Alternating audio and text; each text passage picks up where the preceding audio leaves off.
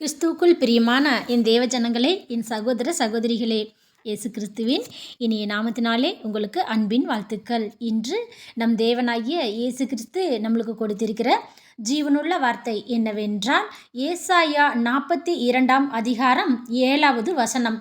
ஜாதிகளுக்கு ஒளியாகவும் வைக்கிறேன். ஆமேன், அல்லேலூயா.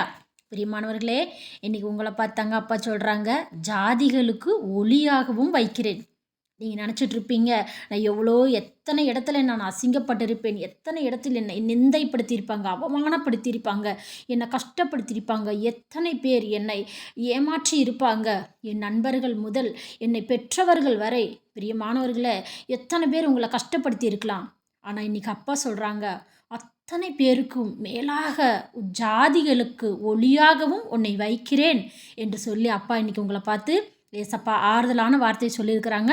அழகான வார்த்தையும் அப்பா இன்றைக்கி உங்களுக்கு கொடுத்துருக்குறாங்க. பிரியமானவர்களே, இன்றைக்கி ஒவ்வொருத்தர் மனசுலையும் ஆண்டவர் பாருங்க, அவங்களுக்கு எவ்வளோ வேதனை இருக்கிறது என்று சொல்லி கண்டுபிடித்து அவங்களுக்கு அருமையான வார்த்தைகளை கொடுக்க வேண்டும் என்பதற்காக இன்றைக்கி அப்பா இன்றைக்கி உங்களை பார்த்தாங்க இந்த வார்த்தையை சொல்லியிருக்கிறாங்க.